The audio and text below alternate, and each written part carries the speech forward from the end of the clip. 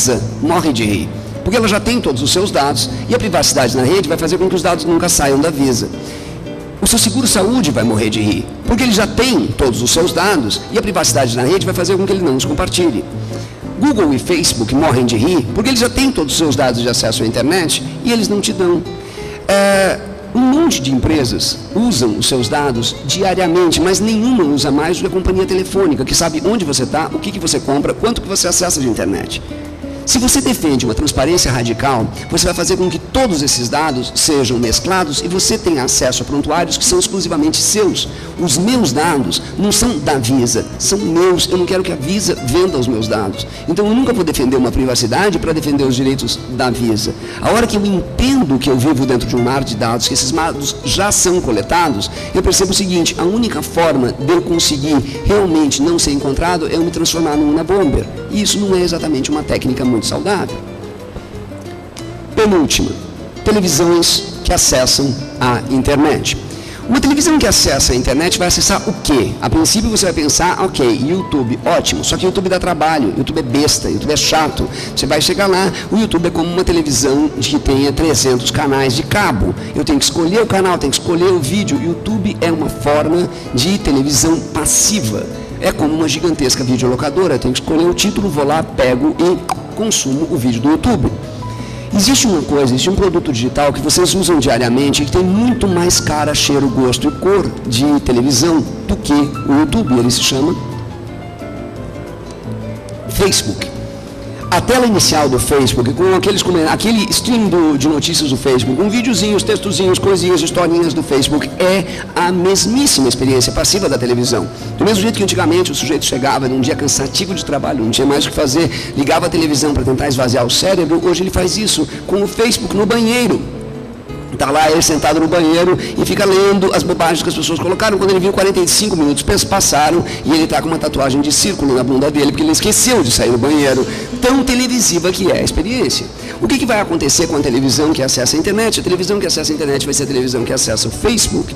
E se por um lado pode até parecer divertido ela levar o Facebook dentro da sua casa, por outro lado ele é completamente nocivo. Por que ela leva o Facebook para dentro da sua casa? Porque a hora que ela leva o Facebook para dentro da sua casa, ela coloca a sua casa no resto do planeta. E a hora que a sua casa está dentro do resto do planeta, todo mundo viu o seu sofá de pobre, todo mundo viu que você passou de pijama, todo mundo viu você de bunda de fora, e a quantidade de bullying e o estímulo ao consumo e à depressão vai ser infinitamente maior.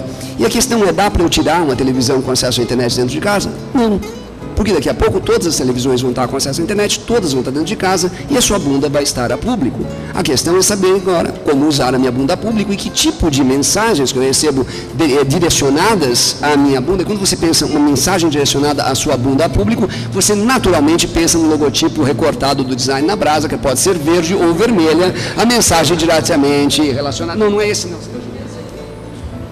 Tá aqui, ó, tá aqui. É esse aqui, ó.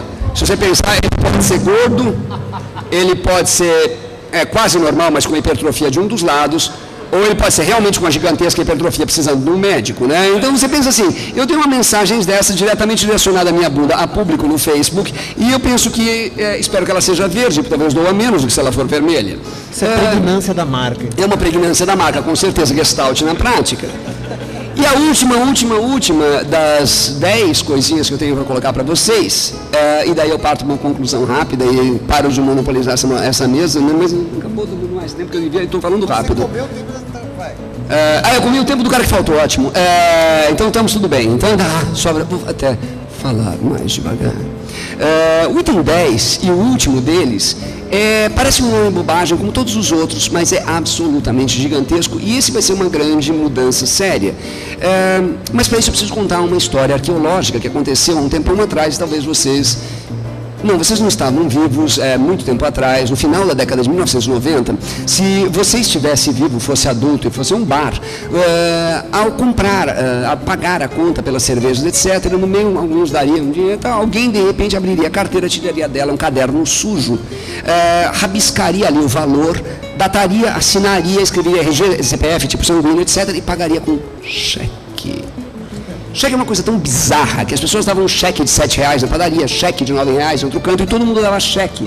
E cheque era um negócio assim fantástico, porque o cheque era um instrumento de crédito do século III. E continuava ali, não século III não, vai desde os templários, mais ou menos século XIII, assim, as pessoas podiam usar cheques, né?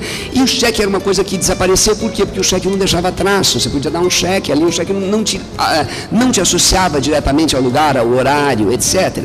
Hoje em dia o cheque desapareceu, a próxima coisa que desaparecerá, é claro, vai ser o cartão. Por quê? Porque não faz sentido você carregar um cartão de plástico, sendo que tudo que você precisa é a informação que está ali, a informação que está na tarjeta de crédito, na tira magnética, pode ir para dentro do seu celular, e o número é um número. Número não precisa de plástico para transportar número, do mesmo jeito que um dia a indústria de CDs descobriu que ela não precisava de plástico para transportar música. O que vai acontecer? O cartão vai desaparecer, tudo isso vai migrar para o seu celular, que por sua vez vai migrar para tecnologias externas que estão na internet, talvez relógio, talvez brinco, talvez óculos, talvez seja lá o que for. Mas mais importante do que isso, a próxima coisa que vai desaparecer e já está desaparecendo é aquela outra coisa nojenta que você carrega naquilo que você chama de carteira, que é de longe uma das coisas mais nojentas que você leva, que é aquele papel sujo chamado dinheiro. E dinheiro é realmente antigo, dinheiro é realmente arcaico, e ele não presta para absolutamente nada. Se você pensar que hoje em dia, a não ser, claro, que você tenha uma cueca super potente, que você queira levar várias notas dentro dela, você não usa mais papel moeda para nada, porque papel moeda não é tracejável. Então, o que vai acontecer? Vai desaparecer dinheiro, e ao desaparecer dinheiro, a gente vai reinventar boa parte daquilo que a gente conhece como economia capitalista, que ela é inteira baseada em um sistema de trocas mediado por esse dinheiro. Antigamente, se eu quisesse 2 horas do seu trabalho e queria trocá-la por 4 horas da minha produção, eu não tinha como fazer isso. Eu tinha que usar uma coisa chamada dinheiro. Hoje, você consegue cada vez mais quantificar, qualificar o seu trabalho e fazer essa transação sem precisar usar dinheiro. E o que vai acontecer? A princípio a gente voltaria para um sistema de escambo, mas por outro lado a gente está evoluindo para um sistema pós-financeiro em que esse monte de números ali não significam absolutamente nada. Não adianta você dizer, olha, eu tenho... Por exemplo, se no começo, na virada do século XX, você tivesse a quantia assombrosa de R$1 milhão na sua conta, você tinha o equivalente a 2 grandes apartamentos ou uma casa muito grande em São Paulo. Hoje, se você tem o mesmo R$1 milhão na sua conta, você tem 0,3 de um apartamento médio, grande em São Paulo. Então, quer dizer 1 milhão? Não quer dizer nada. E as pessoas se matam, se esfaqueiam, se estapeiam e se trapaceiam na carreira atrás de um número que não quer dizer absolutamente nada, porque ele é puramente simbólico. E a gente vai voltar para ele. Para concluir,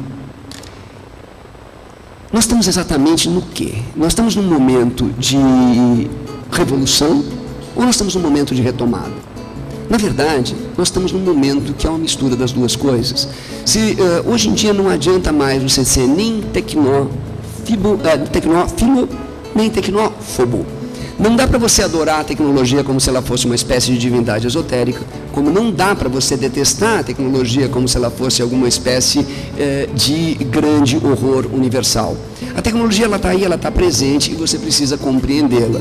Boa parte das grandes inovações para as quais a gente está caminhando hoje são remoções de próteses. Próteses que a gente vem removendo desde a década de 1970. A televisão era uma prótese para que você conseguisse conversar, ver conteúdos que estavam muito longe de você, por isso que ela chama televisão. O jornal era uma prótese através de papel para que a notícia chegasse até você.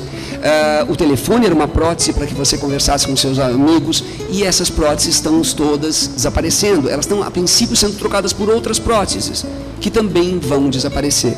E o que vai ficar quando todas as próteses desaparecem? Aquilo que existia quando essas próteses não existiam, que são as relações entre as pessoas, os conteúdos que as pessoas consomem, as referências de qualidade que as pessoas têm, as referências de autoridade que as pessoas têm e, acima de tudo, o relacionamento que as pessoas têm umas com as outras. Todo o resto, todo o resto é tão completamente passageiro que quando morrer a gente não vai lembrar que ele um dia existiu. Muito obrigado.